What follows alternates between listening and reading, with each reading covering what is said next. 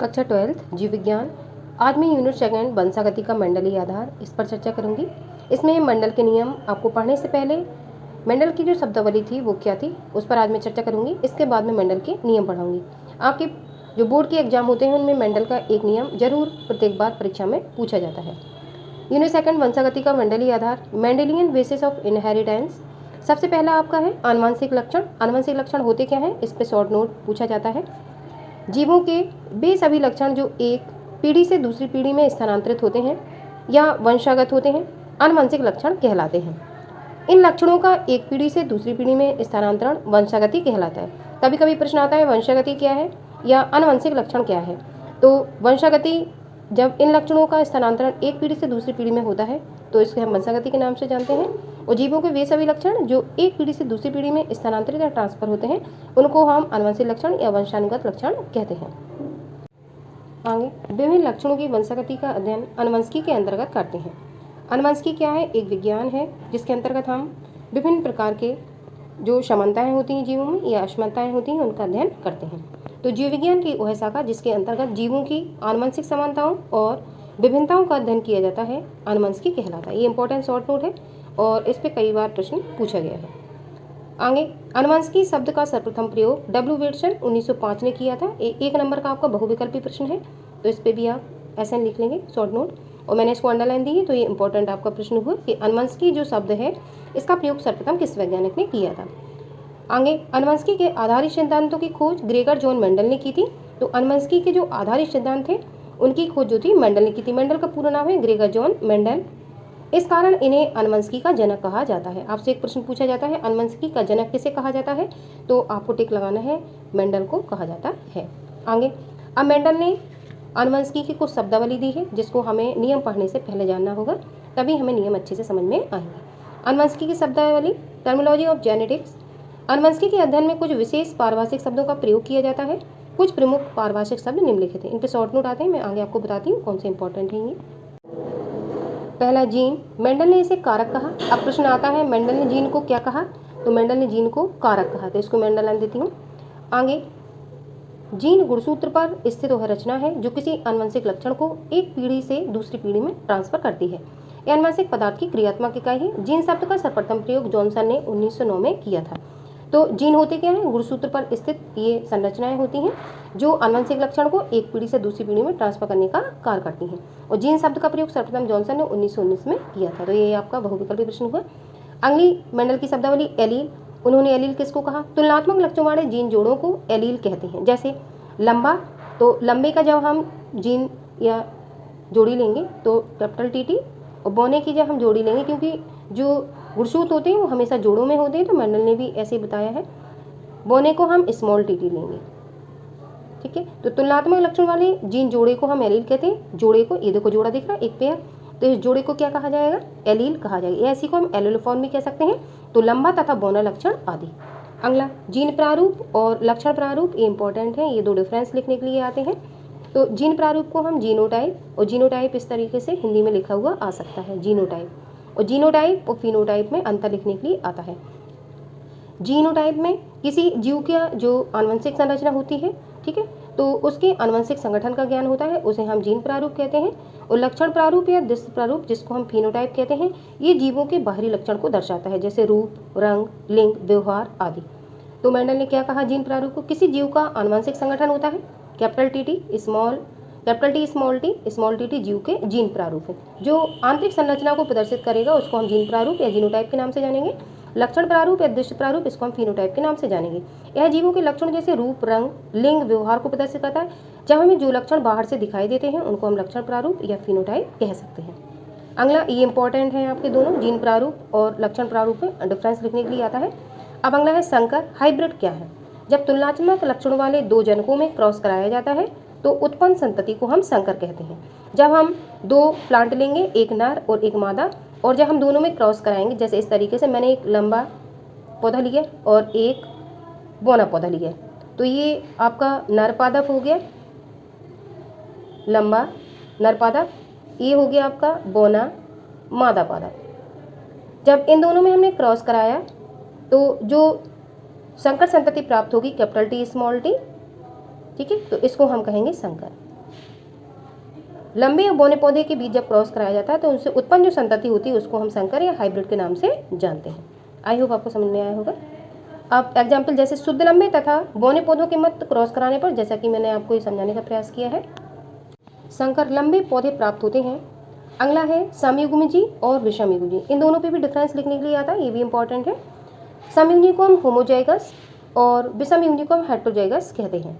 समयुग्मी जब एक लक्षण के लिए दोनों जीन्स एक समान प्रकार के होते हैं तो उसे हम समयुग्मजी या समान युग्मक आप कह सकते हो, उन्हें कहते हैं। जैसे एग्जाम्पल में हमने देखा प्रभावी समयुग्मजी, जिनको हम कैपिटल टीटी, देखिए आप दोनों जो जोड़े हैं वो एक जैसे हैं, या अप्रभावी समयुग्मजी स्मॉल टीटी आदि।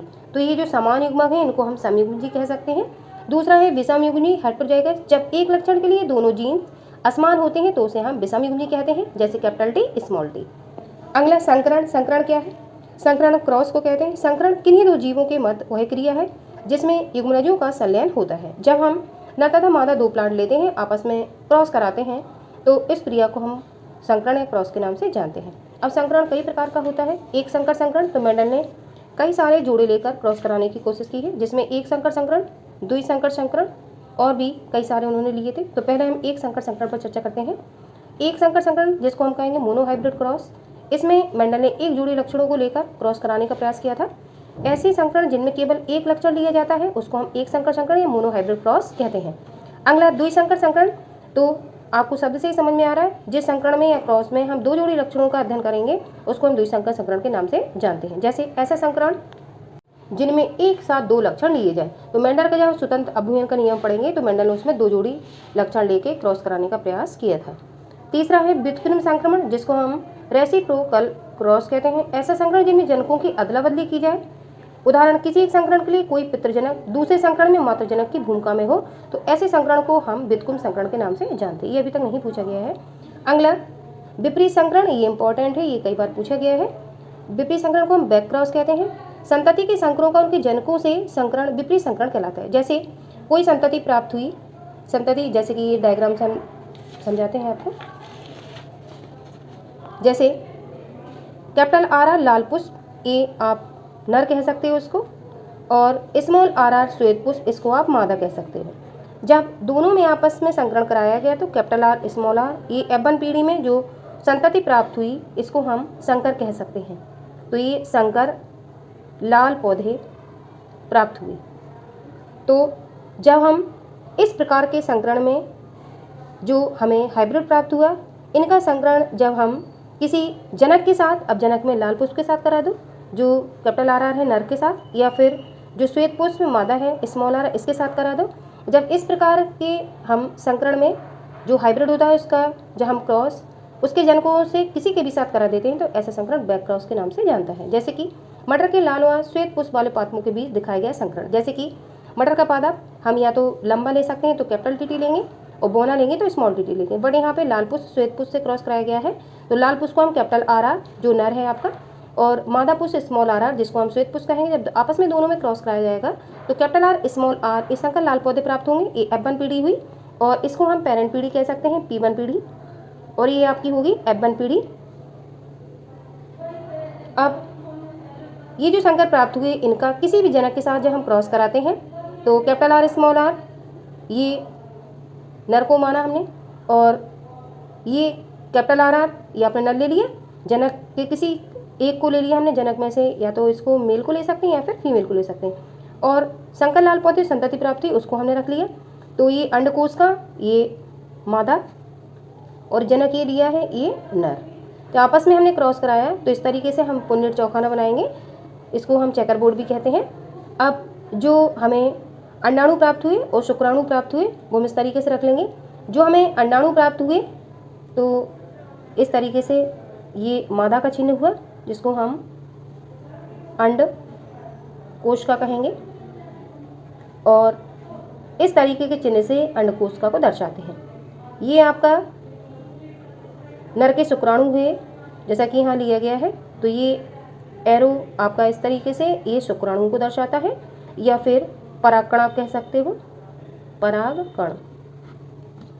अब जब हम दोनों में क्रॉस कराएंगे कैपिटल आर ये इसका क्रॉस इससे कराएंगे कैपिटल आर स्मॉल आर, इसका क्रॉस इससे कराएंगे कैपिटल आर इसका क्रॉस इससे कराएंगे कैपिटल आर स्मॉल आर। इस तरीके से हम देखते हैं कैपिटल आर आर और capital R small R R 50-50% जो संतति होती है वो प्राप्त होती है और सभी संततियाँ जो हैं 100% वो लाल पुष्प की प्राप्त होती हैं। इस क्रॉस को जब हम किसी संकर पौधे का क्रॉस किसी भी जनक के साथ कराते हैं नर या मादा में से, तो इस प्रकार के क्रॉस को हम विपरीत संकरण या बैक क्रॉस के नाम से जानते हैं। इंपॉर्टेंट है, इसको उदाहरण सहित आपको तैयार करना होगा, बोर्ड में पूछा जाता है। अगला है परीक्षा संकरण या टेस्ट क्रॉस। इसे विशेष विपरीत संकरण भी कहते हैं। किसी जीव का उसके अप्रभावी जनक से संकरण परीक्षा संकरण या टेस्ट क्रॉस कहलाता है। अब अप्रभावी जनक, ये जो हम मादा को मानते हैं, एक प्रभावी जनक लेते हैं जो जिसको हम कैपिटल में लेते हैं, वो अप्रभावी जनक को स्मॉल से डिनोट करते हैं। तो किसी भी अप्रभावी जनक के साथ हम जब संकरण जो संतति प्राप्त होती है उसके साथ कराते हैं तो उसको हम टेस्ट क्रॉस के नाम के से जानते हैं। और इसके बाद जो हमने बैक क्रॉस पढ़ा है, बैक क्रॉस का मतलब है जो संतति में प्राप्त होती है किसी भी जनक के साथ हम क्रॉस कराएंगे तो उसको बैक क्रॉस कहेंगे। और टेस्ट क्रॉस में हम अप्रभावी जनक के साथ, क्योंकि इसमें कंडीशन अप्लाई की जा रही है, तो अप्रभावी जनक के साथ जब हम संकर संतति का क्रॉस कराएंगे तो इस प्रकार के क्रॉस को हम टेस्ट क्रॉस के नाम से जानते हैं। ये मेंडल ने अपने प्रयोग में करके देखा था। संकरण कहलाता है जैसे मटर के लाल एवं श्वेत पुष्प वाले पादपों के बीच दिखाया गया संकरण। जैसे कैपिटल आर आर प्रभावी जनक लाल पुष्प, अप्रभावी जनक स्मॉल आर आर श्वेत पुष्प, जब दोनों में हमने क्रॉस कराया तो capital R small are F1 पीढ़ी में संकर पौधे प्राप्त हुए, लाल संकर पौधे। अब आगे इनका F2 पीढ़ी में जब हमने क्रॉस कराने का प्रयास किया तो लाल पुष्प जो प्रभावी है उसको हमने लिया, ये अप्रभावी जनक स्मॉल आर आर को हमने लिया, और जब क्रॉस की क्रिया हमने कराई तो जो आपकी अंडकोश का है उसको हमने ऊपर रखा ये, और जो आपके परागकण हैं इनको हमने नीचे रख लिया। जब हमने क्रॉस की क्रिया कराई capital R small R, yes, जब हमने क्रॉस की क्रिया की कैपिटल आर स्मॉल आर, इसका क्रॉस ऐसे कराया कैपिटल आर स्मॉल आर, इसका क्रॉस ऐसे कराया स्मॉल आर आर, इसका क्रॉस ऐसे कराया, तो ये एक मिनट, इसका क्रॉस इससे कराया, फिर से देख लीजिए, ये वर्गाकार हम एक चेकर बोर्ड बनाएंगे मेंडल के नियम के साथ, इसको हम पुन्नेट चौखाना के नाम से जानते हैं। इसमें जो आपके परागकण होंगे एक साइड वो रख लेंगे और जो अंडकोश का होगी उसको एक साइड रख लेंगे। जब हम दोनों में इस तरीके से, ये नर का साइन होता है, ये मादा का होता है। कैपिटल आर स्मॉल आर का जब हम क्रॉस कराएंगे तो capital R small R, capital R का स्मॉल आर से कराएंगे तो कैपिटल आर स्मॉल आर, इसका इसके साथ कराएंगे स्मॉल आर आर, इसका इसके साथ कराएंगे स्मॉल आर। इस तरीके से हम देखते हैं 50% लाल पुष्प और 50% सफेद पुष्प हमें प्राप्त होते हैं। इस क्रिया को हम टेस्ट क्रॉस के नाम से जानते हैं। तो मेंडल ने टेस्ट क्रॉस, बैक क्रॉस अपने मटर के प्लांटों में करा के देखा था। अगला इंपॉर्टेंट, प्रभावी लक्षण, डोमिनेंट कैरेक्टर, अप्रभावी लक्षण। मेंडल के जब नियम पढ़ोगे तो ये सारे शब्दावली आपको देखने को मिलेगी। तो प्रभावी लक्षण, मेंडल ने एक लक्षण प्रभावी लिया था अपने पौधों में क्रॉस बनाने के लिए और एक अप्रभावी लिया था। प्रभावी लक्षण में जब तुलनात्मक लक्षण वाले पौधों में प्राणी के मध्य संकरण कराया जाता है तो प्रथम पीढ़ी में जो लक्षण प्रदर्शित होता है उसे प्रभावी लक्षण कहते हैं। अप्रभावी लक्षण में लंबा पौधा कैपिटल टी या कैपिटल टी स्मॉल टी, बैगनी पुष्प capital R small capital R R या कैपिटल आर स्मॉल आर वाले पौधे, ये प्रभावी लक्षण हुए जो मेंडल ने यूज किए थे। अप्रभावी लक्षण, तुलनात्मक लक्षण वाले पौधे प्राणी में संकरण कराने पर जो लक्षण F1 पीढ़ी में प्रदर्शित नहीं होता है, दबा रहता है या छिपा रहता है, उसे अप्रभावी लक्षण कहा जाता है। जैसे बोना पौधा स्मॉल टी, सफेद पुष्प वाला पौधा स्मॉल आर आर। तो जो कैरेक्टर दबा हुआ रहेगा और प्रभावी लक्षण उसको दबा लेगा तो उसको हम क्या कहेंगे, अप्रभावी लक्षण कहेंगे। और एग्जाम्पल में मेंडल ने एक प्रभावी लक्षण वाला पौधा लिया था, एक अप्रभावी लक्षण वाला पौधा लिया था। तो लंबेपन के साथ उन्होंने बोने पौधे का क्रॉस करवाया था। आगे देखते हैं, प्रथम पीढ़ी F1 दो जनकों के मध्य संकरण कराने के फलस्वरूप उत्पन्न पीढ़ी को F1 पीढ़ी कहते हैं। अब एक शब्दावली और आती है F1 पीढ़ी क्या है, जैसे कि मैंने चित्र में आपको बताया था, जब दो जनकों के मध्य हम संकरण कराते हैं तो उससे उत्पन्न जो संतति होती है वो F1 पीढ़ी को निर्धारित करती है। अब F2 पीढ़ी, तो मेंडल ने अपने द्वितीय नियम में F2 पीढ़ी का प्रयोग किया था। वह संतति जो F1 संतति के जीवों के मध्य स्वपरागण क्रॉस कराने पर उत्पन्न होती है। अगला पुन्नेट चौखाना या पुन्नेट स्क्वायर, ये पुन्नेट एक वैज्ञानिक थे। यह चेकर बोर्ड है जो दो जीवों के बीच संकरण के परिणाम को प्रदर्शित करता है। इसका विचार आर.सी. पुन्नेट 1927 द्वारा दिया गया था। यह संततियों के जीन प्रारूप तथा लक्षण प्रारूप दोनों का वर्णन करता है। तो जो आप वर्गाकार इस तरीके से चौखाना बनाते हो और चेकर बोर्ड के द्वारा युग्मकों की जब आप जांच करते हो तो इस तरीके से हमें बनाना होता है। अब अगला है इंपॉर्टेंट, लक्षण प्रारूप जीन प्रारूप में अंतर लिखिए। लक्षण प्रारूप जीन प्रारूप में पीछे भी आपको बता चुकी, लेकिन डिफरेंस लिखने के लिए आया है तो इस तरीके से भी मैंने लिखने का प्रयास किया है। लक्षण प्रारूप फिनोटाइप, जीन प्रारूप जीनोटाइप। पहला, लक्षण प्रारूप जीव के विभिन्न गुणों जैसे आकार, आकृति, रंग एवं स्वभाव आदि को व्यक्त करता है। लक्षण प्रारूप हमें बाहरी लक्षणों जो दिखाई देते हैं उनको हम लक्षण प्रारूप कहते हैं या फिनोटाइप। और जीन प्रारूप, जीनोटाइप। जीन प्रारूप जीव के जीने संगठन को व्यक्त करते हैं, जीन बॉडी के अंदर होते हैं। तो जीन प्रारूप जीन के जो जीन प्रारूप होगा जीव की जीनी संरचना को व्यक्त करने में, ठीक है, भूमिका निभाता है। अब दूसरा यह दिखाई देते हैं, जो लक्षण प्रारूप होंगे वो आपको बाहर से दिखाई देंगे और जो जीन प्रारूप होंगे वह बाहर से दिखाई नहीं देंगे। तो ये दो डिफरेंस आप लोग तैयार कर लेंगे, ये 2 नंबर से ज़्यादा में नहीं आता है। ये मेंडल की शब्दावली है जो मैंने आज पढ़ाने की कोशिश की आप लोगों को। इसके बाद मेंडल के जो 3 नियम दिए थे मेंडल ने, उनको मैं चित्र सहित बताने का प्रयास करूंगी और किस तरीके से शुद्ध परिणाम उन्होंने निकाले थे उसके बारे में अगली वीडियो में चर्चा आप लोगों से जरूर करूंगी।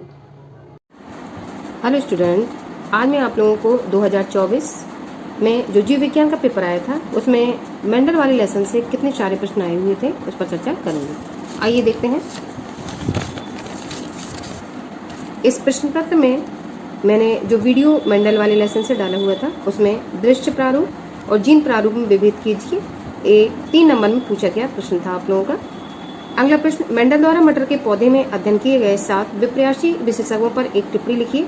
3 नंबर में आपका ये प्रश्न पूछा गया। इस तरीके से मेंडल के जो नियम हैं या मेंडलवाद से जो प्रश्न आए हैं वो 6 नंबर के प्रश्न आप लोगों से पूछे गए हैं। आज मैं मेंडल द्वारा मटर के पौधे पे अध्ययन किए गए 7 जो विपरीत जोड़ी लक्षण मेंडल लिए थे उन पर चर्चा करूंगी और ये मैं पहले वीडियो में आप लोगों को फिनोटाइप एंड जीनोटाइप में जो डिफरेंस था वो पढ़ा चुकी हूँ। मेंडलवाद, इसी को मेंडलिज्म कहेंगे। मेंडल का पूरा नाम ग्रेगर जॉन मेंडल 1822 से 1884 प्रथम अनुवंशिकीविद थे ये, और इन्हें अनुवंशिकी के जनक फादर ऑफ जेनेटिक्स के रूप में जाना जाता है। इन्होंने वंशागति के मूल नियम बनाकर अनुवंशिकी की नींव डाली और मेंडल ने अपने संकरण प्रयोगों के लिए उद्यान मटर, जिसका बॉटनिकल नेम था पाइसम सेटाइवम, को चुना तथा उसके निम्न 7 जोड़ी विपर्यासी लक्षणों का अध्ययन किया। विपर्यासी का मतलब होता है विपरीत लक्षणों का। जो जोड़े उन्होंने लिए थे क्रॉस कराने के लिए, जैसे नर उन्होंने लंबा लिया था तो मादा उन्होंने कैसे बौनी ली थी, ठीक है। तो इस तरीके से उन्होंने 7 विपरीत जोड़ी लक्षणों का अध्ययन किया था। अब यहाँ से जो आपके मल्टीपल चॉइस के या शॉर्ट क्वेश्चन बन सकते हैं वो मैंने अंडरलाइन की हुई है। जैसे मेंडल का पूरा नाम क्या था? Gregor John Mendel. अनुवंशिकी का जनक किसे कहा जाता है? तो मेंडल को कहा जाता है। और मेंडल ने अपने प्रयोग किस पर किए थे? तो मटर के पौधे पर किए थे। मटर के पौधे का वैज्ञानिक नाम क्या है? तो पाइसम सेटाइवम है। इन्होंने कितने जोड़ी लक्षणों का अध्ययन किया था? तो इन्होंने 7 जोड़ी लक्षणों का अध्ययन किया था। अभी मैंने आपको प्रश्न पत्र में एक प्रश्न दिखाया था जिसमें आपके 7 जोड़ी विपर्यासी लक्षण पूछे गए थे और मैंने इसी के नीचे जो मेंडल द्वारा मटर के पौधे में चुने गए 7 युग्मविकल्पी या विपरीत लक्षण थे उस पर मैं आंसर राइटिंग बता रही हूँ किस तरीके से आपको करना है। ये पेपर में आपका मेंडल द्वारा मटर के पौधे में अध्ययन किए गए 7 विपर्यासी विशेषज्ञों पर टिप्पणी लिखी, या विशेषज्ञों को हम लक्षण भी कहते हैं। और विपर्यासी का मतलब होता है जो हम विपरीत लक्षण लेते हैं उनको विपर्यासी कहा जाता है। आइए देखते हैं। तो मेंडल ने लक्षण, इसी को गुण कहेंगे, प्रभावी अप्रभावी 2 प्रकार के कैरेक्टर लेके क्रॉस करवाया था। तो इन्होंने बीज की आकृति सर्वप्रथम प्रभावी में गोल ली थी, अप्रभावी इन्होंने झुर्रीदार लिया था। बीज का रंग पीला था और अप्रभावी में इन्होंने हरा लिया हुआ था। पुष्प का रंग लाल था और अप्रभावी में इन्होंने सफेद लिया था। फली की आकृति, एक फली फूली हुई थी और एक पिचकी हुई थी। फली का रंग एक हरा था और अप्रभावी में इन्होंने पीला लिया था। छठवां, पुष्प की स्थिति। पुष्प की स्थिति इन्होंने कक्षस्थ, एक्जिलरी और अग्रस्थ, इस तरीके से 2 तरह की स्थिति थी। प्रभावी में इन्होंने कक्षस्थ लिया था और अप्रभावी में इन्होंने अग्रस्थ लिया था। साथ में पौधे की लंबाई, उन्होंने एक पौधा लंबा लिया था और एक पौधा बौना लिया था। इस तरीके से उन्होंने 7 जोड़ी लक्षण लिए थे। यही लक्षण आपको इस वाले प्रश्न में जो मैंने आपको बताया हुआ है ये प्रश्न है। मेंडल द्वारा मटर के पौधे में अध्ययन किए गए 7 विपर्यासी विशेषज्ञों पर जो टिप्पणी लिखनी वो यही 7 आपको आंसर राइटिंग में लिखना है। अब आगे मेंडल के कार्यों की पुनः खोज। सन 1900 में हॉलैंड के ह्यूगो डे व्रीथ, जर्मनी के कॉल कॉरेंस तथा ऑस्ट्रिया के एरिक बॉन सेरमैक ने मेंडल द्वारा पाए गए निष्कर्षों को पुनः खोजा। सन 1901 में ब्रीज ने मेंडल के पेपर को प्राप्त कर उन्हें फ्लोरा में प्रकाशित कराया। तो जो मेंडल के जो नियम थे उनको जो 3 वैज्ञानिक थे उन्होंने मिलकर खोजा था, लेकिन जो पूरा श्रेय है वो कॉल कॉरेंस को जाता है। और ब्रीज ने 1901 में मेंडल के नियमों को एक फ्लोरा में प्रकाशित किया। फ्लोरा कहते हैं जो वनस्पति और पेड़ पौधे होते हैं उनके समूह को। मेंडल द्वारा प्राप्त निष्कर्षों को कॉरेंस ने अनुवंशिकी के नियमों के रूप में प्रस्तुत किया। तो मेंडल के जो नियम थे वो किसने प्रकाशित करवाए थे? कॉल कॉरेंस ने करवाए थे। ये आपको याद रखना है। अब जो मैंने अंडरलाइन यहाँ पे दी हुई इनसे आपके बहुविकल्पी प्रश्न या अति लघुत्तरीय प्रश्न आपके बोर्ड में आ सकते हैं। अब मेंडल की सफलता क्या कारण थी, आइए ये देखते हैं। मेंडल की सफलता के कारण में पहला पॉइंट, कार्य करने की विधि इनकी कैसी थी। मेंडल ने एक समय में केवल एक ही लक्षण की वंशागति का अध्ययन किया था। दूसरा, उन्होंने केवल आनुवंशिक रूप से शुद्ध पादपों का चयन किया, जिसकी पुष्टि उन्होंने अगली पीढ़ी के पादपों में स्वपरागण परीक्षण द्वारा की। तीसरा, मेंडल ने कुछ लंबे और कुछ छोटे पादपों के पुंकेसर काट दिए। पुंकेसर ये मेल पार्ट है प्लांट का, जिससे कि इन पादपों में स्वपरागण ना हो। अगला, प्रायोगिक पदार्थ का चयन, प्रैक्टिकल करने के लिए उन्होंने किस चीज का चयन किया। मटर का जो पादप है एक वार्षिक पादप है, मतलब एनुअल हर्ब से ये साल भर में तैयार हो जाता है। इसका जीवन चक्र अल्पकालीन होता है, मतलब जीवन चक्र जो है लाइफ साइकिल वो छोटी होती है। इसके पुष्प द्विलिंगी होते हैं, अर्थात नर एवं मादा जननांग एक ही पुष्प में होते हैं। इसे आसानी से उगाया जा सकता है। मेंडल ने ये सारी विशेषताएं देखकर ही मटर के प्लांट को चुना उन्होंने। इसमें कृत्रिम रूप से परपरागण द्वारा सरलता पूर्वक संकरण कराया जा सकता है। इसमें आर्टिफिशियल तरीके से भी क्रॉस पॉलिनेशन कराया जा सकता है। संकरण द्वारा प्राप्त संतति पूर्ण उर्वर होती है, उर्वर मतलब फर्टाइल या उपजाऊ होती है। तीसरी विधि उन्होंने संकरण विधि ली थी, इसको क्रॉसिंग मेथड कहते हैं। किस तरीके से क्रॉसिंग मेथड कराया था। मेंडल ने मादा के रूप में प्रयोग में लाए जाने वाले बौने पादपों के पुष्पों को खोलकर उनसे पुंकेसरों को हटा दिया। तो जो बौने पादप थे उन पुष्पों को उन्होंने खोला और उनसे पुंकेसर हटा दी। पुंकेसर किसे मेल पार्ट की इकाई है ये, ताकि इनमें स्वपरागण सेल्फ पॉलिनेशन ना हो। यह क्रिया को विपुंसन एमन्सकुलेशन कहते हैं। ये शॉर्ट आता है, इंपॉर्टेंट है कि एमन्सकुलेशन या विपुंसन क्रिया क्या है। तो मेंडल ने क्या किया, मेंडल ने मादा के रूप में प्रयोग में लाए जाने वाले बौने पादपों के पुष्पों को खोलकर जो उसके पुंकेसर थे उनको हटा दिया था। क्यों हटा दिया था, कि इसमें सेल्फ पॉलिनेशन क्रिया ना हो पाए। तो ये क्रिया क्या कहलाएगी, विपुंसन, या इसको कहेंगे एमन्सकुलेशन। अगला तीसरा, उन्होंने एक लंबे तने वाले पादप से परागकण लेकर बौने तने के पुष्पों के वर्तिकाग्र पर छोड़ दिए। परागकण ये पादप का मेल पार्ट है या मेल युग्मक है, और वर्तिकाग्र ये फीमेल पार्ट है, पर छोड़ दिया। इस प्रकार बौने तने वाले पादपों में परपरागण हो गया। क्रॉस पोलिनेशन क्रिया इन्होंने कराई इसमें। अगला तीसरा, परागण के पश्चात बौने पादपों के पुष्पों को थैलियों से बांध दिया गया, ताकि किसी अन्य स्रोत से परागण उनके वर्तिकाग्रों पर न पहुंच पाए। तो जब पॉलिनेशन क्रिया इन्होंने कंप्लीट कर ली, तो इन्हीं पुष्पों को इन्होंने पॉलिथीन से कवर कर दिया, जिससे कोई अन्य स्रोत आकर इस पे दोबारा से रिजल्ट को खराब न कर दे। अब अभ्यास प्रश्न क्या है, कौन कौन से प्रश्न अभी तक बोर्ड में पूछे गए हैं। एक पीढ़ी से दूसरी पीढ़ी में स्थानांतरित होने वाले लक्षण क्या कहलाते हैं। तो मैंने आपको पिछले वीडियो में पढ़ाया था, ये आनुवंशिक लक्षण कहलाते हैं। युग्म विकल्पी को परिभाषित कीजिए। तो आपको पहले वीडियो में मैंने युग्म विकल्पी एलील ये पढ़ाया हुआ था, जिसमें आपको उदाहरण के द्वारा मैंने कैपिटल टीटी और स्मॉल टीटी लंबे और बौने पौधों के माध्यम से उदाहरण भी बताया था। एक पिछले वीडियो में मैंने आपको एलील या युग्म विकल्पी बताया था, ये आपको आंसर में इस तरीके से नोट डाउन करना है। तुलनात्मक लक्षण वाले जीन जोड़े को एलील कहते हैं, या इसी को युग्म विकल्पी। एग्जाम्पल, लंबा तथा बौना लक्षण आदि। लंबा को हम कैपिटल टीटी से और बौना को हम स्मॉल टीटी से डिनोट करेंगे। अब अगला जो प्रश्न आपका पूछा गया है वो है प्रभावी लक्षण किसे कहते हैं। तो मैंने आपको प्रभावी लक्षण भी पढ़ाया हुआ था पिछले वीडियो में। ये आंसर राइटिंग में प्रभावी लक्षण मैंने पिछले वीडियो में बताया था, डोमिनेंट कैरेक्टर और रिसेसिव कैरेक्टर।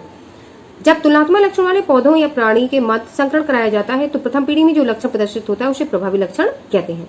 एग्जाम्पल के द्वारा लंबा पौधा कैपिटल टी या कैपिटल टी स्मॉल टी, बैगनी पुष्प कैपिटल आर या कैपिटल आर स्मॉल आर वाले पौधे, ये प्रभावी लक्षण रहेंगे और ये कैरेक्टर ओवर कराएंगे। अप्रभावी लक्षण में तुलनात्मक लक्षण वाले पौधे या प्राणी में संकरण कराने पर जो लक्षण एफ1 पीढ़ी में प्रदर्शित नहीं होता है, अर्थात छिपा रहता है, अप्रभावी लक्षण कहलाता है। जैसे बौना पौधा स्मॉल टी, सफेद पुष्प वाला पौधा स्मॉल आर। तो ये प्रभावी अप्रभावी दोनों लक्षण हो गए आपके। अगला प्रश्न, मेंडल के कार्यों की पुनः खोज किसने की थी। तो मैंने आपको आंसर में अभी बताया था, मेंडल के पुनः कार्यों की खोज कार्ल कॉरेंस एक वैज्ञानिक थे, उन्होंने की थी। अगला प्रश्न, एलील क्या है। यूपी बोर्ड 2010 में ये प्रश्न पूछा गया था। तो एलील या युग्म विकल्पी मैंने अभी आपको बताया था किस तरीके से लिखना है। एक संकर संकरण किसे कहते हैं। तो मेंडल ने अपने क्रॉस को करवाने के लिए जब एक जोड़ी लक्षण लिए थे तो उसे एक संकर संकरण कहते हैं।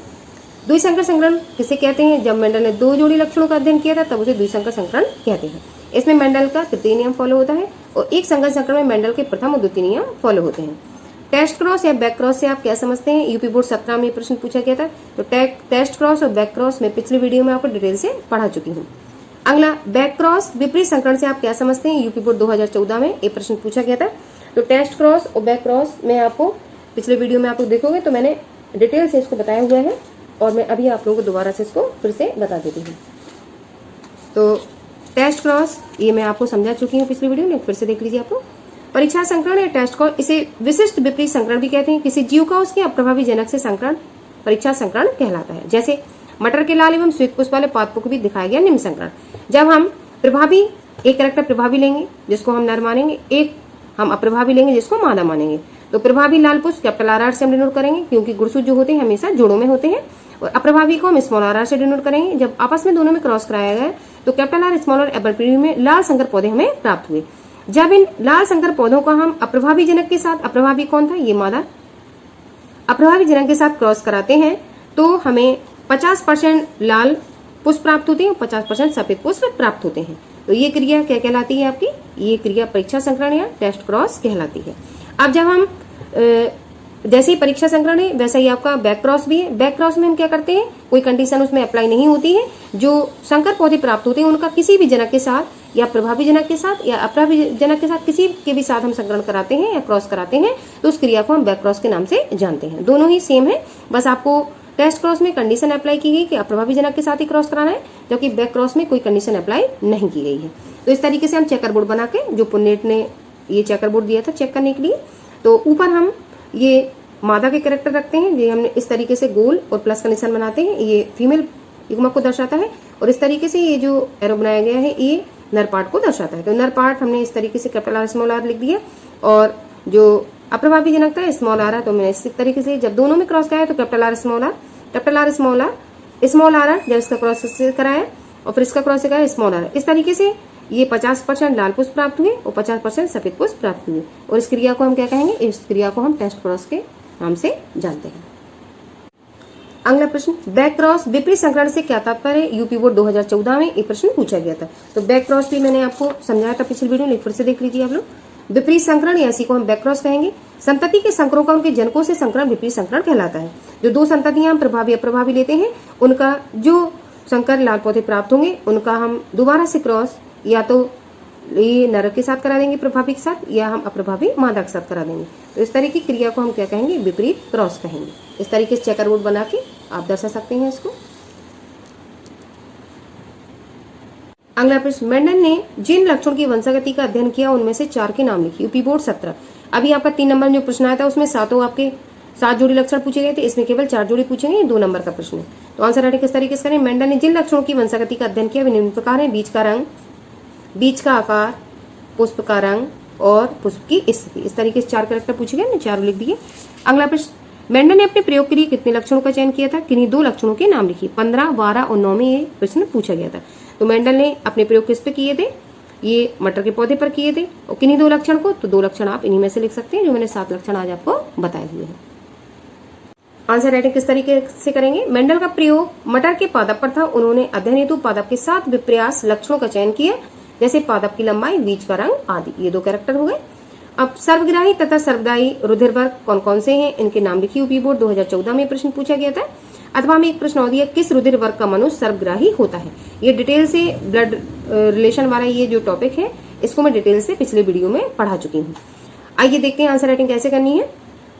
रुधिर वर्ग का मनुष्य सर्वग्राही होता है। किस रुधिर वर्ग का, तो ए बी रुधिर वर्ग का मनुष्य सर्वग्राही होता है। क्या मतलब हुआ, ए बी रुधिर वर्ग का जो व्यक्ति होगा वो सभी का रुधिर ग्रहण कर सकता है, और ओ रुधिर वर्ग का जो मनुष्य होगा वो सर्वदाता होता है, मतलब यूनिवर्सल डोनर, ये सभी को अपना ब्लड दे सकता है।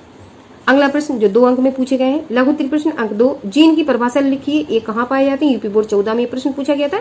तो मैंने मेंडल की जब शब्दावली आप लोगों को पढ़ाई थी तो मैंने आपको जीन पढ़ाया हुआ था।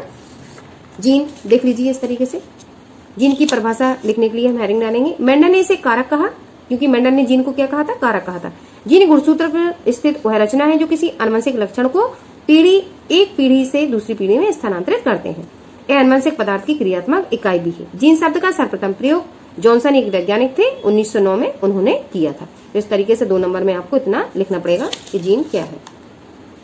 अगला, जीन प्रारूप और दृश्य रूप पर टिप्पणी लिखिए। 11, 10, 6 और 2018 में प्रश्न पूछा गया था, और 2024 में ये प्रश्न पुनः पूछा गया था। जैसा कि मैंने आपको दिखाया, दृश्य प्रारूप और जीन प्रारूप में विभेद कीजिए। 1.5 नंबर में दोनों पूछेंगे, इसका मतलब 3 नंबर में प्रश्न इस साल आया हुआ था 2024 में। अब देखिए, जीन प्रारूप उद्देश्य प्रारूप मैं आपको पिछले वीडियो में बता चुकी हूँ। जीन प्रारूप किसी जीन की जीनी संरचना होती है अंदर की। उद्देश्य प्रारूप फिनोटाइप कैरेक्टर होते हैं जो जीव के बाहरी लक्षणों को इंडिकेट करते हैं, जैसे रूप, रंग, आकार आदि। तो जो कैरेक्टर हमें बाहर से दिखाई दे उन्हें दृश्य रूप। अगला प्रश्न, जीन प्रारूप तथा दृश्य रूप पर टिप्पणी लिखिए। 2011, 10, 6 और 18 में प्रश्न पूछा गया है। अब पिछले वीडियो में मैंने इसकी आंसर राइटिंग आप लोगों को बताई थी, फिर से देख लीजिए। जीन प्रारूप, इसको हम इंग्लिश में क्या कहेंगे, जीनोटाइप, और ऐसे भी लिखा हुआ आ सकता है। लक्षण प्रारूप या दृश्य रूप, इसको हम कहेंगे फिनोटाइप। अब फिनोटाइप ऐसे भी लिखा हुआ आ सकता है, फिनोटाइप। अब जीन प्रारूप जीनोटाइप क्या है, किसी जीव का आनुवंशिक संगठन होता है। कैपिटल टी, स्मॉल टी तथा स्मॉल टी जीव के जीन प्रारूप है। जो जीनी संरचना जीव के अंदर होती है उसको हम जीन प्रारूप कहेंगे। लक्षण प्रारूप या दृश्य रूप, यह जीवों के लक्षणों जैसे रूप, रंग, लिंग, व्यवहार को प्रदर्शित करता है। तो जो लक्षण हमें बाहर से दिखाई दें उनको हम दृश्य रूप या फिनोटाइप कहेंगे। अगला प्रश्न, समयुग्मी तथा विषमयुग्मी से क्या तात्पर्य है। यूपी बोर्ड 15, 11, 10, 6 में ये प्रश्न आपका पूछा गया था। तो समयुग्मी और विषमयुग्मी किसे कहते हैं, आइए आंसर राइटिंग देखते हैं। समयुग्मी होमोजाइगस, विषमयुग्मी हेटेरोजाइगस। जब एक लक्षण के दोनों जीन्स एक समान प्रकार के होते हैं तो उसे हम समयुग्मी कहते हैं। जैसे प्रभावी समयुग्मी कैपिटल टी, जैसे कि मेंडल ने लक्षण लिए थे। अप्रभावी समयुग्मी स्मॉल टी आदि। तो ये समयुग्मी जो युग्मक समान है तब उसको क्या कहेंगे हम, समयुग्मी। विषमयुग्मी हेटेरोजाइगस, जब एक लक्षण के लिए दोनों जीन असमान प्रकार के होते हैं तो उसे हम विषमयुग्मी कहते हैं, जैसे कैपिटल टी, स्मॉल टी आदि। अगला प्रश्न, आनुवंशिकता एवं विभिन्नता को एक एक वाक्य में स्पष्ट कीजिए। यूपी बोर्ड 7 में प्रश्न पूछा गया था। जीवों की आकार की में परिवर्तन विभिन्नता कहलाती है।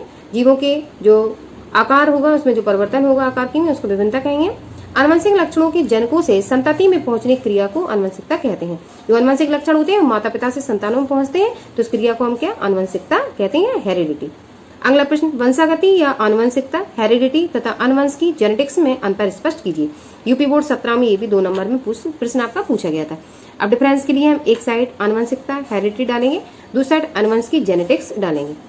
आनुवंशिकता हमने ऊपर देखा, फिर से देखते हैं। जीवों के वे सभी लक्षण जो एक पीढ़ी से दूसरी पीढ़ी में स्थानांतरित होती है, ट्रांसफर होते हैं, आनुवंशिक लक्षण कहलाते हैं तथा इनके स्थानांतरण की प्रक्रिया को आनुवंशिकता कहते हैं।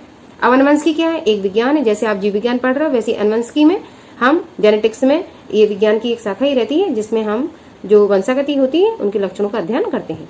जीव विज्ञान की वह शाखा जिसमें वंशागति एवं जीवों में विभिन्नताओं का अध्ययन होता है अनुवंशिकी कहलाती है। तो ये एक एक डिफरेंस आपको लिखना था। यूपी बोर्ड 17 में ये प्रश्न 2 नंबर में पूछा गया था। अगला प्रश्न, परीक्षा संकरण क्या है, उचित चित्र द्वारा समझाइए। तो परीक्षा संकरण इसका मतलब है टेस्ट क्रॉस, ये फिर से पूछ रहा है तो मैं पीछे आपको उसकी चर्चा कर चुकी हूँ विथ डायग्राम। तो ये आप चित्र बनाएंगे और परीक्षा संकरण की परिभाषा लिखेंगे, क्योंकि क्या कह रहे हैं, उचित चित्र द्वारा समझाइए। 18 और 10 में ये प्रश्न आपका पूछा गया था। अगला, F1 पीढ़ी की संतति व समयुग्मी अप्रभावी जनक के मध्य संकरण क्या कहलाता है।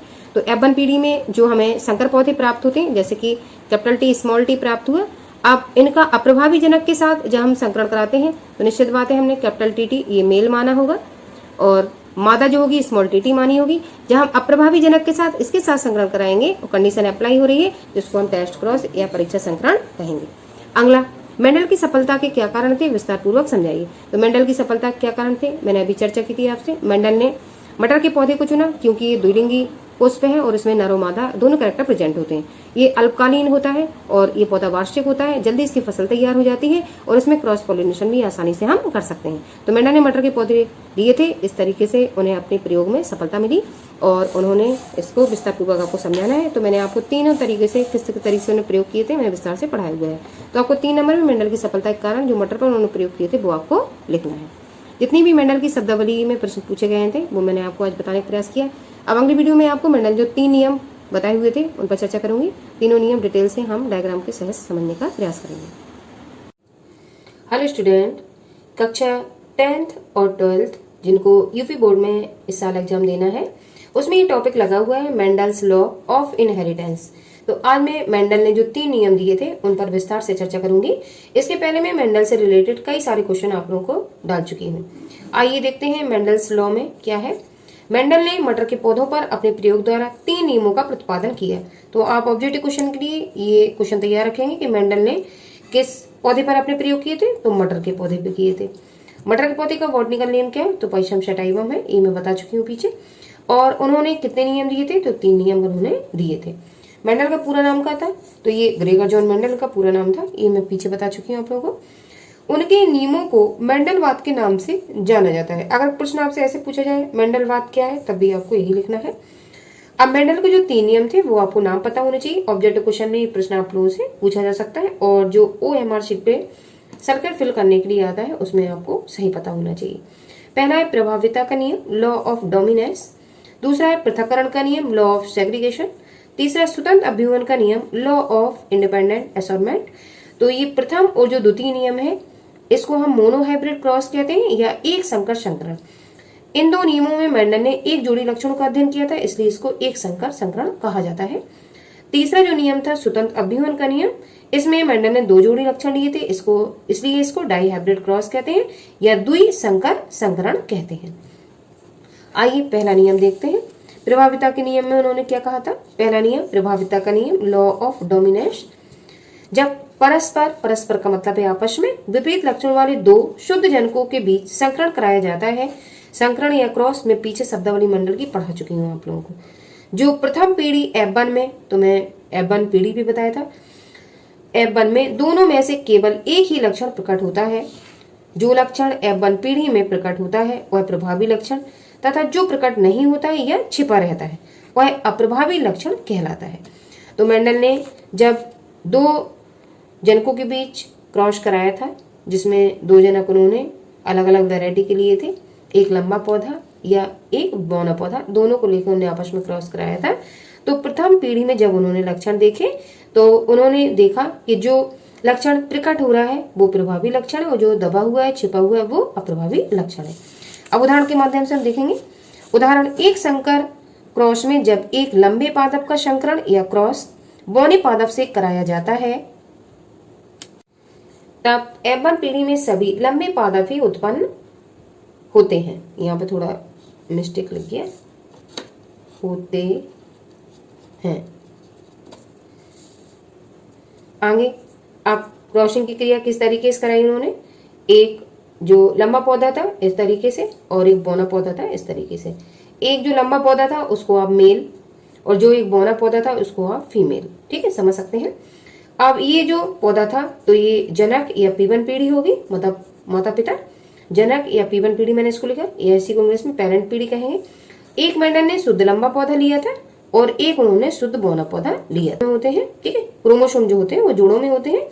तो उन्होंने जोड़ों में जो चीज ली है वो कैपिटल TT और जो मादा ली है वो स्मॉल TT।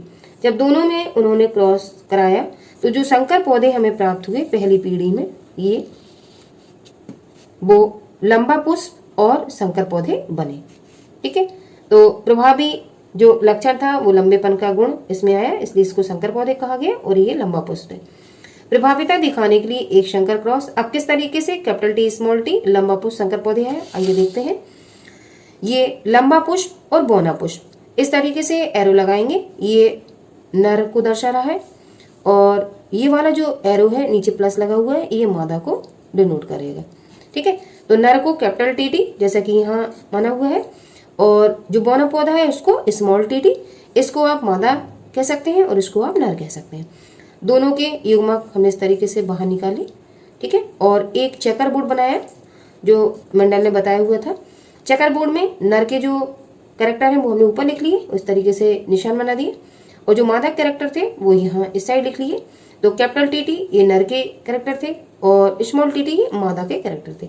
जब कैपिटल T स्मॉल t में क्रॉस कराया तो कैपिटल T स्मॉल t है।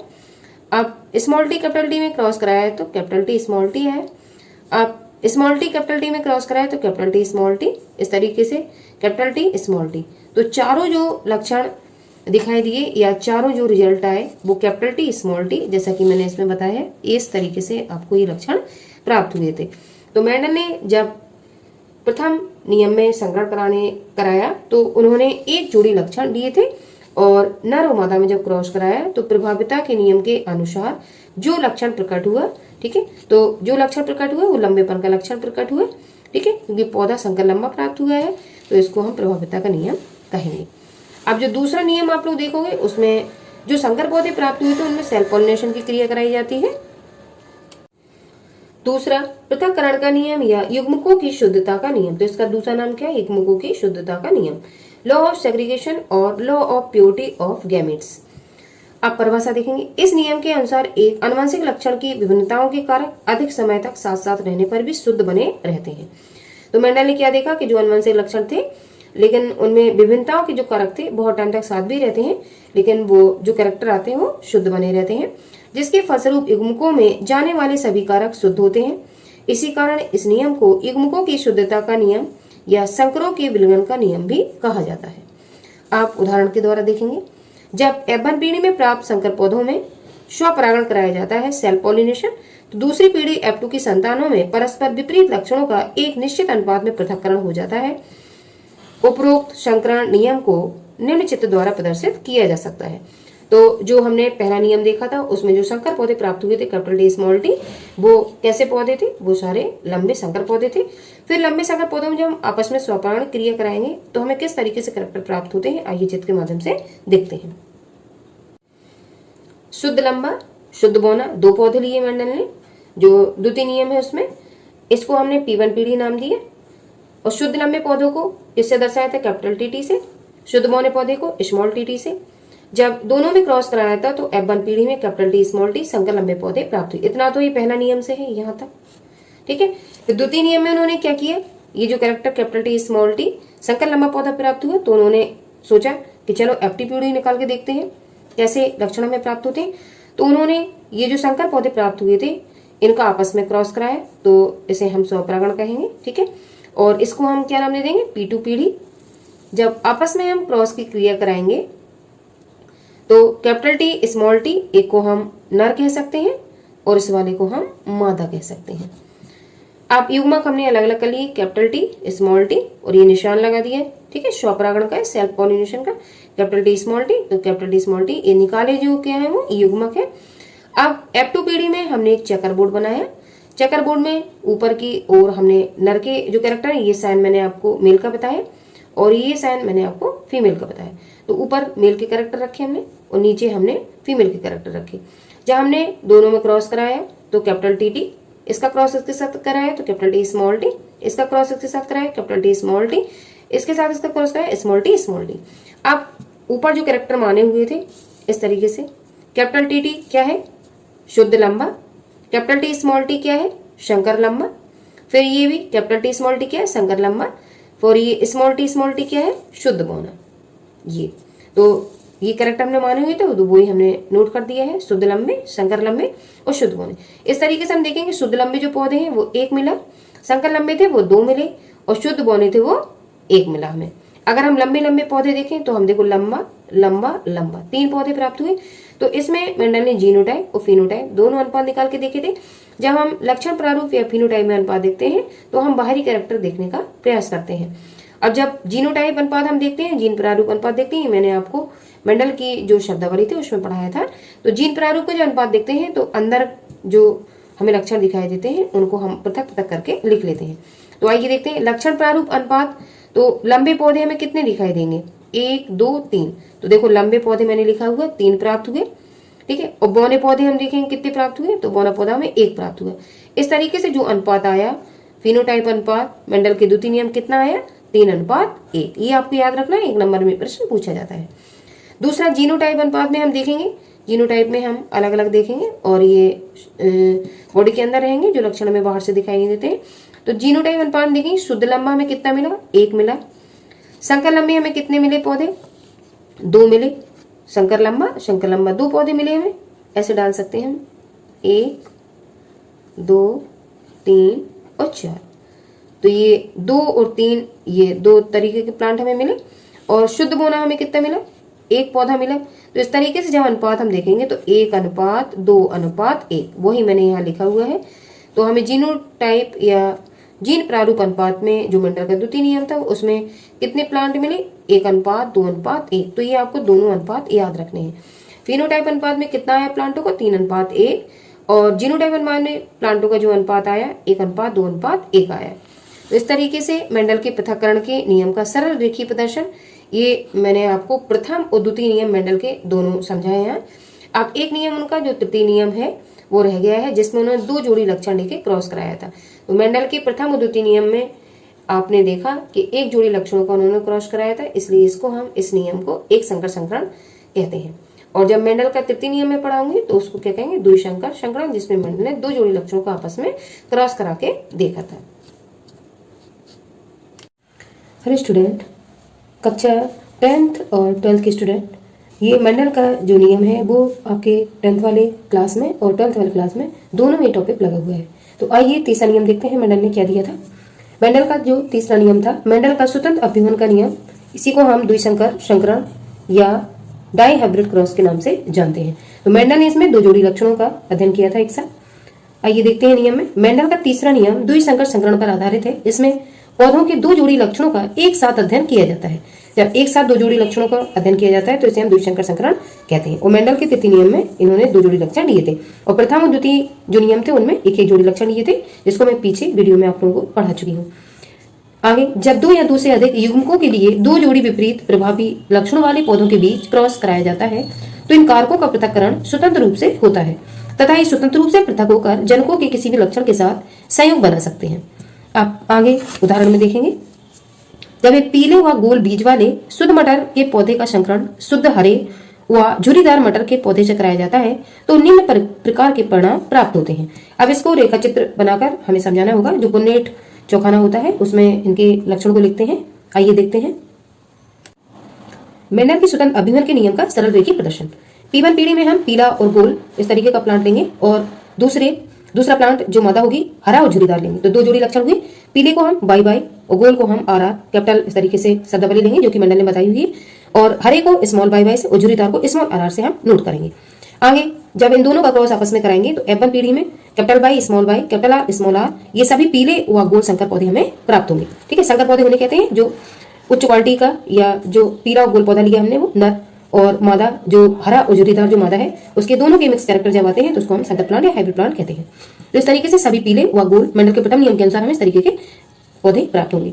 अब P2 पीढ़ी में हम जो सभी पीले व गोल संकर पौधे प्राप्त हुए हैं उन्हीं में आपस में हम स्वपरागण या सेल्फ पॉलिनेशन की क्रिया करेंगे, जैसा कि मेंडल ने द्वितीय नियम में अपने दिया था।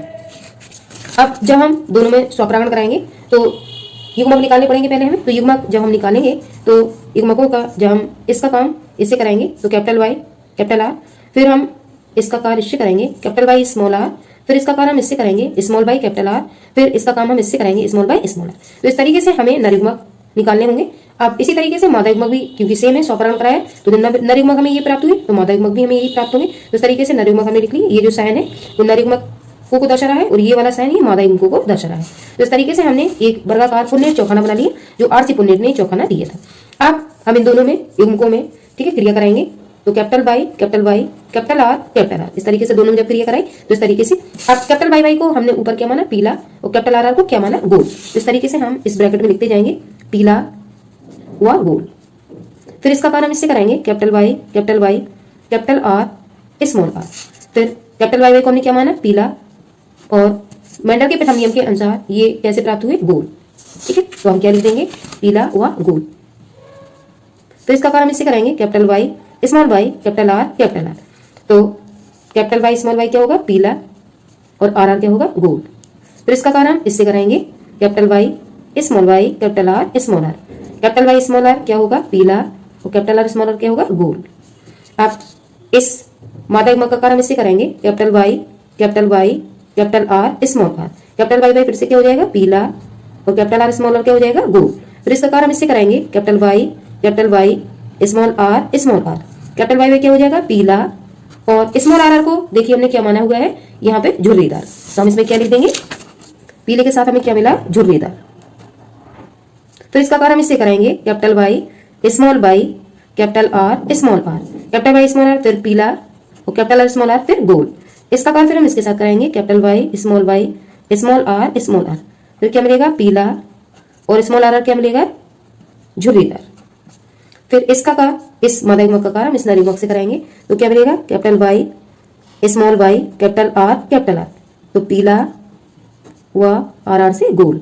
फिर इसका इससे करेंगे capital Y small Y capital R small R, तो कैपिटल वाई स्मॉल आर पीला और कैपिटल आर स्मॉल आर गोल। इसका कार्य फिर इससे कराएंगे small Y capital R. Small Y को देखिए हमने क्या माना हुआ है हरा, तो इस तरीके से हम ब्रैकेट में नोट डाउन कर देंगे हरा और कैपिटल आर को गोल। फिर इसका कार्य हम इससे कराएंगे small Y capital R small R. Small y को हमने क्या माना, हरा, और कैपिटल R स्मॉल r को गोल। फिर इसका कार्य हम इससे कराएंगे, capital Y small y capital R small r। फिर इसका कार्य इससे कराएंगे, capital Y small r small r। Capital Y small r फिर क्या हो जाएगा, पीला, कैपिटल R स्मॉल क्या हो जाएंगे, गोल, और कैपिटल Y स्मॉल y फिर पीला, और आर आर हमने ऊपर क्या माना हुआ था, झुर्रीदार। तो फिर से हम क्या लिख देंगे, आर आर में झुर्रीदार। इसका कार्य इससे कराएंगे, small y capital R small r। Small y को हमने क्या माना था, हरा, और कैपिटल स्मॉल r को गोल। फिर इस मादा युग्मक से फिर इस नर युग्मक का क्रॉस कराएंगे, small y small r small r। Small y को हमने क्या माना था, हरा, और स्मॉल आर आर को हमने क्या माना था, झुर्रीदार। अब क्रॉस कराने के बाद ये इस तरीके से फिनोटाइप अनुपात 9 अनुपात 3 अनुपात 3 अनुपात 1 आया हुआ है। पीले गोल 9 पौधे प्राप्त होने चाहिए, हरे गोल 3, पीले झुर्रीदार 3, हरे झुर्रीदार 1, इतने प्लांट हमें प्राप्त होने चाहिए। अब जो हमने क्रॉस करा के देखा उसमें हम देखेंगे पीला गोल कितने मिलना चाहिए, 9। तो देखिए पीला गोल 1, पीला गोल 2, पीला गोल 3, पीला गोल 4, पीला गोल 5, और पीला गोल 6, पीला गोल 7, पीला गोल 8, और पीला गोल 9। तो इस तरीके से पीले गोल हमें कितने पौधे मिले, 9 पौधे। अब हम देखेंगे हरे गोल। हरे गोल इसमें देखेंगे तो हरा गोल 1, हरा गोल 2, और हरा गोल 3। तो इस तरीके से हरे गोल हमें 3 प्लांट प्राप्त हुए। अगला पीले झुर्रीदार देखेंगे, पीला झुर्रीदार 1, और पीला झुर्रीदार 2, और पीला झुर्रीदार 3। तो इस तरीके से पीले झुर्रीदार हमें 3 प्लांट मिले। अब हरा झुर्रीदार हम देखेंगे तो हरा झुर्रीदार हमें सिर्फ 1 प्लांट मिलेगा, ये तो हरा झुर्रीदार 1 मिला। तो इस तरीके से मेंडल ने ये पुण्य चौखाना बना के जो 2 जोड़ी लक्षणों का अध्ययन किया था उसमें इस तरीके से 9 अनुपात 3 अनुपात 3 अनुपात 1 के अनुपात में प्लांट प्राप्त हुए थे। इसी तरीके से आप लोगों को क्रॉस करके ये बॉक्स बनाना है, और मेंडल के ये तृतीय नियम में इसी तरीके से बॉक्स आपको बनाना पड़ेगा और 2 जोड़ी लक्षण के क्रॉस करवाना पड़ेगा। ये वर्गाकार पुनर्चौखाना इस तरीके से ये पौधे लिख के आप इसको देख सकते हैं कि सही बना है कि नहीं बना है। तो ये हमारा सही बना हुआ है, इसी तरीके से आप लोग उसकी प्रैक्टिस कर सकते हैं।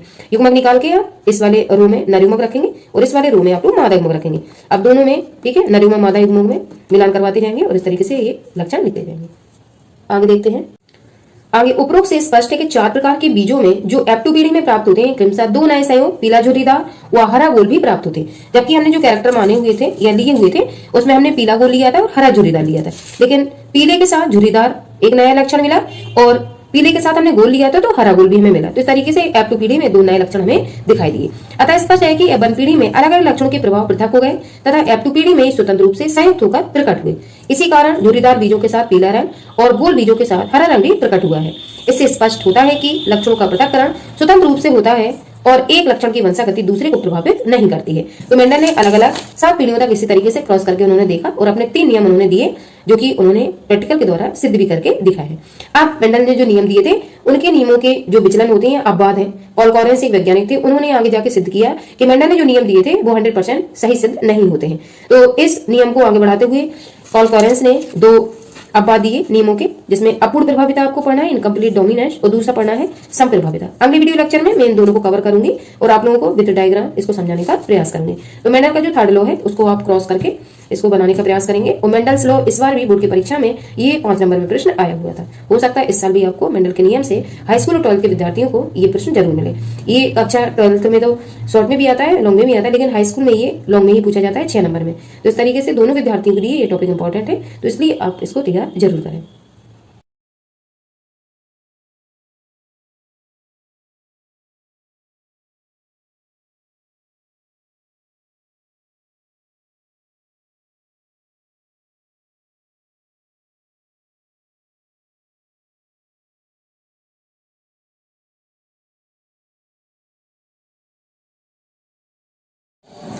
हेलो स्टूडेंट, आज मैं आप लोगों के साथ मेंडल के नियम के विचलन या मेंडल के जो अपवाद थे उनका विस्तार से चर्चा करूंगी। आज पहला टॉपिक मेंडलवाद का महत्व, इंपॉर्टेंस ऑफ मेंडलिज्म। संकरण के माध्यम से भावी संतान के गुणों का ज्ञान हो जाता है। ठीक है, प्रभावी अप्रभावी लक्षणों में भेद होता है। तो मेंडल के महत्व से हमें ये भी जानकारी मिलती है। शुद्ध एवं अशुद्ध पादपों में इससे डिफरेंस किया जा सकता है। मेंडलवाद के आधार पर उच्च लक्षणों वाली संतानों को प्राप्त किया जा सकता है। अगला, रोग प्रतिरोधी पादपों जैसे गेहूं, गन्ना, चावल आदि की किस्मों का विकास किया जा सकता है। अगला, उन्नत किस्में बनाकर उनके उत्पादन में वृद्धि की जा सकती है। अगला, आनुवंशिक रोग की खोज एवं उनके निदान में इसका प्रयोग होता है। तो इस तरीके से मेंडल का जो रूल है वो इम्पोर्टेंट है और मेंडल के नियम पढ़ने से कई सारे महत्व, ठीक है, इसमें समझ में आते हैं। तो ये सारे महत्व लिखने के लिए बोर्ड में आपके आ सकते हैं कि मेंडलवाद का महत्व क्या है, इसकी चर्चा कीजिए। अगला प्रश्न देखेंगे, मेंडलवाद के या मेंडल के नियमों के अपवाद। अब मेंडल के नियमों के अपवाद पर जो विस्तृत चर्चा की है वो कॉल कॉरेंस एक वैज्ञानिक थे, उन्होंने की थी। इसमें दो थ्योरी आप लोगों को पढ़नी होती है, अपूर्ण प्रभाविता और सहप्रभाविता। तो देखिए पहला हमने डाला है अपूर्ण प्रभाविता, इनकम्प्लीट डोमिनेंस। अपूर्ण प्रभाविता की खोज कॉल कॉरेंस 1903 में की थी, कॉल कॉरेंस ने 1903 में की थी। आगे जब उन्होंने गुलावांस मिराबिलिस जलापा के लाल पुष्प वाले, तो गुलावांस का जो पुष्प होता है उसका बॉटनिकल नेम है मिराबिलिस जलापा, ये लाल पुष्प वाले पौधे का संकरण या क्रॉस सफेद पुष्प वाले पौधों से कराया तो प्रथम पीढ़ी एबन में पौधे लाल रंग के न प्राप्त होकर गुलाबी पुष्प वाले प्राप्त हुए, जबकि मेंडल के नियम में जब क्रॉस कराया था प्रथम नियम में तो सारे पौधे लंबे प्राप्त हुए थे, लेकिन इसमें जब क्रॉस कराया गया तो एक अन्य कलर के पौधे प्राप्त हुए, इसलिए इसको इनकम्प्लीट डोमिनेंस या अपूर्ण प्रभाविता के नाम से जाना जाता है। ये मेंडल के नियम का विचलन है और ये मेंडल के नियम को फॉलो नहीं करता है। आगे देखिए, जब इन एबन पीढ़ी के संकर पौधों का आपस में संकरण कराया गया तो F2 पीढ़ी में 25% पौधे लाल पुष्प वाले, 50% गुलाबी पुष्प वाले तथा 25% सफेद पुष्प वाले पौधे प्राप्त होते हैं। अतः इनका क्रमशः 1:2:1 का अनुपात प्राप्त होता है। उपरोक्त से स्पष्ट होता है कि लाल रंग का लक्षण सफेद रंग के लक्षण के लिए पूर्णतः प्रभावी नहीं होता है, अतः अप्रभावी लक्षण भी किसी सीमा तक प्रदर्शित हो जाते हैं। इस घटना को अपूर्ण प्रभाविता कहते हैं या इनकम्प्लीट डोमिनेंस। जब इसका क्रॉस करा के देखा गया तो आगे देखते हैं रेखा चित्र के माध्यम से, लाल पुष्प और सफेद पुष्प में जब क्रॉस कराया गया या संकरण कराया गया तो लाल पुष्प और सफेद पुष्प को हम P1 पीढ़ी मानेंगे, माता पिता ये दोनों। अब जब क्रॉस कराया गया तो लाल पुष्प को कैपिटल WW, आप जो चाहे वो ये जोड़ी में मान सकते हैं, मैंने WW लिया है कैपिटल। जब एक साइड नर हम WW लेंगे तो दूसरी साइड मादा हम स्मॉल WW लेंगे, तो ये जो युग्मक है वो मादा को बताएंगे और ये नर को बताएंगे। अब जब दोनों में क्रॉस कराया तो कैपिटल W स्मॉल w सभी गुलाबी पुष्प F1 पीढ़ी में प्राप्त हुए। संकर पौधे हैं तो इनको हम F1 पीढ़ी कहेंगे। फिर इन सभी गुलाबी पुष्पों का आपस में हमने स्वपरागण या सेल्फ पॉलिनेशन करा के देखा, तो ये सभी गुलाबी पुष्प यहाँ लिख लेंगे कैपिटल W स्मॉल w गुलाबी पुष्प, इसको आप नर कह सकते हैं। और दूसरी जो मादा थी कैपिटल W स्मॉल w, ठीक है, इन दोनों के साथ जब क्रॉस कराया गया तो ये पीढ़ी, ठीक है, F1 पीढ़ी थी। अब ये पीढ़ी जो बन के आएगी इसको हम P2 पीढ़ी कह सकते हैं और ये वाली F2 पीढ़ी होगी, ठीक। अब देखिए जब इनका क्रॉस कराया तो इसका कार्य हमने इससे कराया तो कैपिटल WW, फिर इसी का काम हमने इस वाले युग्मक से कराया तो कैपिटल W स्मॉल w, इसका कार्य हमने इससे कराया तो कैपिटल W स्मॉल w फिर से मिला, फिर इसका कार्य हमने इससे कराया स्मॉल WW मिला। कैपिटल WW को हमने लाल पुष्प माना तो हमने लाल लिख दिया शुद्ध लाल पुष्प, कैपिटल W स्मॉल w को हमने गुलाबी पुष्प माना तो हमने लिख दिया गुलाबी पुष्प। तो इस तरीके से गुलाबी पुष्प ये 50% मिले हमें और कैपिटल W स्मॉल w ये जब कराया तो स्मॉल WW हमने क्या माना था, ये सफेद पुष्प माना था तो हमने यहाँ पे शुद्ध सफेद पुष्प लिख दिया। तो इस तरीके से आपकी पीढ़ी में 25% जो पुष्प थे शुद्ध लाल पुष्प मिले हमें, 50% गुलाबी पुष्प मिले और 25% हमें शुद्ध सफेद पुष्प प्राप्त हुए। तो इस तरीके से मेंडल के नियम के विचरण को सिद्ध करता है ये डायग्राम, क्योंकि अगर प्लांट ये प्राप्त हुए थे मेंडल के प्रथम नियम में तो सारे लंबे पौधे प्राप्त होने चाहिए थे या सारे लाल पुष्प प्राप्त होने चाहिए थे इसमें, लेकिन लाल पुष्प न प्राप्त होकर गुलाबी पुष्प अन्य तरीके के प्लांट मिले जो कि अप्रभावी, जो हमने सफेद पुष्प लिया था उसने अपना यहाँ पर प्रभाव छोड़ा हुआ है। तो इस कारण इसको क्या कहेंगे, इनकम्प्लीट डोमिनेंस या अपूर्ण प्रभाविता। इसकी व्याख्या कॉल कॉरेंस ने की थी। दूसरा देखेंगे सहप्रभाविता, कोडोमिनेंस। सहप्रभाविता का मतलब है साथ साथ दोनों लक्षणों का प्रकट होना, ठीक है, जैसे ब्लड में जीन होते हैं साथ साथ दोनों अपना प्रभाव छोड़ते हैं उसी तरीके से। अब देखें यदि किसी जीन के दोनों युग्मविकल्पी या एलील F1 पीढ़ी में समान रूप से साथ साथ अभिव्यक्ति या प्रकट होते हैं तो इन युग्मविकल्पियों को सहप्रभावी युग्मविकल्पी कहते हैं तथा इनकी आनुवंशिकता को सहप्रभाविता कहते हैं। उदाहरण, मवेशियों में त्वचा के बालों के रंग से संबंधित जीन के युग्मविकल्पी R1 एवं R2 सहप्रभाविता दर्शाते हैं। तो मवेशियों के उदाहरण से, जो कैटल्स होते हैं उनके उदाहरण से हम समझने का प्रयास करेंगे। भूरे लाल बालों वाले मवेशियों को हमने माना R1 तथा सफेद बालों वाले मवेशियों को हमने माना R2 के मध्य संकरण कराने पर F1 पीढ़ी के विषमयुग्मी संकर मवेशियों में R1 में लाल तथा सफेद दोनों रंगों के बालों का मिश्रण बनता है। जब हम R1 और R2 का क्रॉस आपस में कराते हैं तो जो संकर मवेशी प्राप्त होते हैं वो R1 मिलते हैं। अब इसको जो R1 मिलते हैं इसको क्या कहते हैं, इसे चितकबरा रियोन कहते हैं। F2 पीढ़ी में भूरे लाल चितकबरे सफेद रंग के मवेशियों का अनुपात 1:2:1 होता है। इसमें भूरे लाल तथा सफेद मवेशी समयुग्मजी एवं चितकबरे मवेशी विषमयुग्मजी होते हैं। अब आगे डायग्राम की मदद से हम समझने का प्रयास करते हैं इस तरीके से। अब देखिए भूरा लाल मवेशी ये नर है R1 R1, और ये सफेद जो मवेशी है R2 R2 ये मादा है। तो इन दोनों को हमने पीढ़ी नाम दिए या P1 पीढ़ी कह सकते हो आप। जब युग्मक हम निकालेंगे तो R1 इसका लेंगे तो R2 युग्मक हो गए। जब इनका क्रॉस हम कराएंगे तो ये R1 R2 प्राप्त होगा। अब R1 R2 क्या है, ये संकर जो जंतु है चितकबरे इनको कहेंगे, ये F1 पीढ़ी होगी। ठीक है, ये माता पिता और उनकी संतान इसको क्या कहेंगे, इत्तेफेज को F1 पीढ़ी। अब F2 पीढ़ी में मेंडल के द्वितीय नियम के अनुसार हमने क्या कराया था, जो F1 पीढ़ी में हमें संकर प्लांट या जंतु मिले हुए इनको आपस में हम स्वपरागण करा देते हैं। तो R1 R2 एक को हमने नर माना इसी में से, और एक को हमने क्या माना, मादा माना। आपस में हमने सेल्फ पॉलिनेशन या स्वपरागण क्रिया कराई। तो इसका कार्य हमने इस वाले युग्मक से कराया, तो R1 R1 को हमने क्या माना ऊपर, भूरा लाल, तो हमने भूरा लाल लिख दिया। फिर इसका काम हमने इस वाले युग्मक के साथ कराया, तो ये R1 R2 मिला हमें, और R1 R2 को हमने क्या लिखा हुआ है, चितकबरे, तो हमने चितकबरे लिख दिया।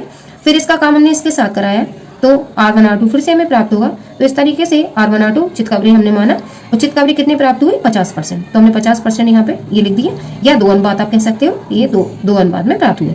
फिर इसका कार्य हमने इससे कराया, इस वाले का कार्य पहले हमने इससे कराया तो ये मिला। फिर इसका काम हमने इस वाले से कराया, तो क्या मिला, R2 R2। अब R2 R2 को हमने क्या माना, सफेद माना हुआ है, तो हमने सफेद लिख दिया। तो जब हम अनुपात देखेंगे तो भूरा लाल हमें 1 मिला, चितकबरे वाले हमें 2 मिले, और सफेद वाला हमें 1 मिला। तो लक्षण प्रारूप या फिनोटाइप जब अनुपात हम देखेंगे तो 1:2:1। अब इसी का परसेंट अगर आप निकालना चाहें तो ये 25%, 50% और 25% हमें प्राप्त होंगे। जिन प्रारूप में जब अनुपात हम निकालेंगे तो 1:2:1 जिन प्रारूप भी लक्षण प्रारूप के समान ही होगा। और मवेशियों में सहप्रभाविता ये जो दर्शाई गई है, ये मेंडल के विचलन के नियम को फॉलो करती है, और एक इसने कार्ल कोरेंश ने इस पे सबसे पहले व्याख्या की थी। ये मेंडल के नियम को ये चीजें फॉलो नहीं करती हैं। आई होप ये जो मेंडल का नियम था वंशागति वाला, ये लेसन फुली कंप्लीट हो गया है। ये लास्ट क्वेश्चन था इसका, और इसकी मैं 1 शॉर्ट वीडियो आप लोगों को बनाकर डाल दूंगी, जिससे आपका ये लेसन वंशागति वाला फुल तैयार हो जाए।